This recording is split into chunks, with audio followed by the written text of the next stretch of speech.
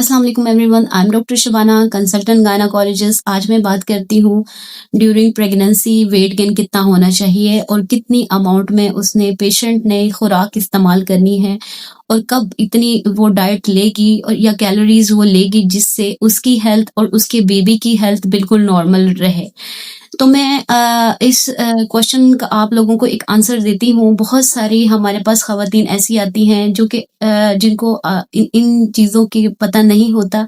ये बहुत ही कॉमन चीज़ें हैं और क्यूरीज भी हैं और ये होनी भी चाहिए, हर एक को इस चीज़ का पता भी होना चाहिए। तो मैं आज इस वीडियो में आपको बताती हूँ। असल में होता है क्या है कि नॉर्मल वेट, जैसे मैंने आप लोगों को पिछली वीडियोस के अंदर भी बताया कि बॉडी के अंदर बॉडी वेट और हाइट का एक तनासुब होता है जिसको हम मैटरनल या बॉडी मास इंडेक्स कहते हैं, जिसको बीएमआई कहते हैं। उसके अंदर उसकी डिफरेंट रेंज है जिसने हमने उसको कैटेगराइज किया हुआ है कि कब उसको अंडर वेट कहेंगे, कब उसको नॉर्मल वेट कहेंगे, कब उसको ओवर वेट और ओबीज कब कहेंगे। नॉर्मली होता है कि एक नॉर्मल या हेल्दी खातून का जो वेट होता है वो 18.5 से लेके 24.9 तक किलोग्राम पर केजी होता है। अगर इस रेंज के अंदर उसका बॉडी वेट और उसकी हाइट का तनासुब आता है, इसका मतलब है कि जो फीमेल है उसका वेट नॉर्मल में है। अब इसकी डाइट कितनी होनी चाहिए, इसका वेट गेन कितना होना चाहिए, मैं पहले नॉर्मल का बता देती हूँ, फिर आपको बाद में अंडर वेट और ओवर वेट और ओबीज का बताऊंगी। अब एक प्रेग्नेंट फीमेल जो कि नॉर्मल वेट के अंदर हाइट और वेट के लिहाज से है, उसको ट्राइमेस्टर वाइज कितना वेट गेन होना चाहिए और टोटल कितना होना चाहिए। एक्चुअली जो नॉर्मल वेट वाली खवातीन होती हैं उनके अंदर normal weight gain whole the pregnancy 11 to 16 kg होना चाहिए, मतलब for the 9 month of pregnancy. अगर हम उसको अब इसी चीज को हम ट्राइमेस्टर वाइज अगर डिवाइड करते हैं तो फर्स्ट ट्राइमेस्टर, जिसको हम 13 week of pregnancy, first 13 week of pregnancy कहते हैं, उसके अंदर normal weight gain normal female के अंदर 1 to 2 kg होना चाहिए। This is enough. इसके बाद जो नेक्स्ट 13 वीक्स होते हैं उसके अंदर 5 to 6 kg उसका वेट गेन होना चाहिए। और जो फर्दर 13 वीक हैं, क्योंकि whole the duration of the pregnancy 40 weeks की होती है, उसके दौरान भी 5 to 6 kg। तो अगर इसका सम अप करें हम तो उसके अंदर total 11 to 16 kg round about आ जाता है। अब हम बात कर लेते हैं कि अंडर वेट खवातीन जो कि बहुत ही थिन लीन होती हैं, उनके अंदर कितना वेट गेन होना चाहिए और उसके लिए डाइट कितना वो ले सकती हैं। अब अंडर वेट क्या होती हैं कि जिनकी बीएमआई 18.5 से कम हो, मतलब उनकी हाइट और उसका वेट कम हो, जिससे वो लगे कि वो फिजिकली वीक हैं। तो उसके अंदर थोड़ा सा वेट गेन नॉर्मल से थोड़ा सा ज़्यादा करना होता है ताकि बेबी नॉर्मल ग्रो कर सके, उसके सारे milestone during the pregnancy achieve हो सकें जो कि ग्रोथ के दौरान या बेबी की बॉडी फॉर्मेशन के दौरान हो रहे होते हैं।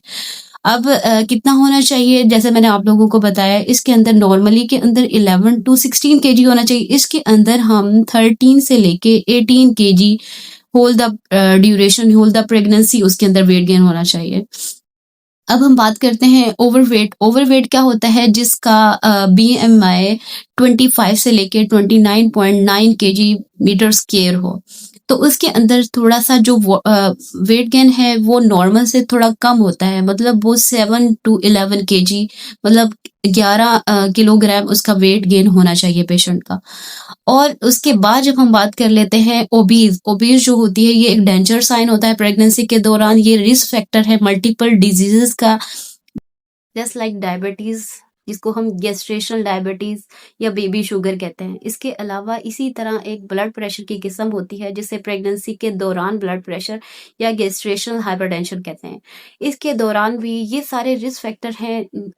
बीएमआई के 30 किलोग्राम मीटर स्क्वायर से अगर किसी का बीएमआई ज़्यादा होता है तो उसके अंदर वेट गेन फर्दर कम हो जाता है, वो तकरीबन रह जाता है 6 to 9 kg total weight gain होना चाहिए। अगर इससे ज़्यादा होगा तो उसके अंदर मेडिकल डिसऑर्डर ज़्यादा अपेयर होने के चांसेस होंगे। अब मैं बात कर लेती हूँ कैलोरीज़ के ऊपर कि कितनी कैलोरीज़ चाहिए होती हैं, कि क्या हम पेशेंट को डाइट के बारे में पेशेंट को हम गाइड करते हैं कि उसने कितना खाना है, जो कि उसका नॉर्मल वेट गेन बेबी के लिए भी और मदर के लिए भी नॉर्मल रख सकेगा।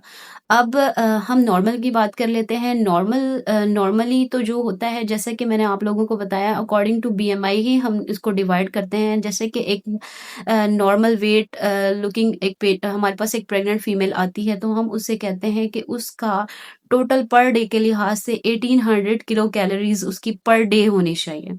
हाँ, अगर वो अंडर वेट है, मतलब उसका वेट बहुत ज़्यादा पहले ही कम है प्रेगनेंसी से, तो ये 1800 के अंदर प्लस हम एक्स्ट्रा कर लेते हैं 200 किलो कैलोरीज पर, मतलब 2000 किलो कैलोरीज हो जाती हैं उसके अंदर वेट गेन के लिए।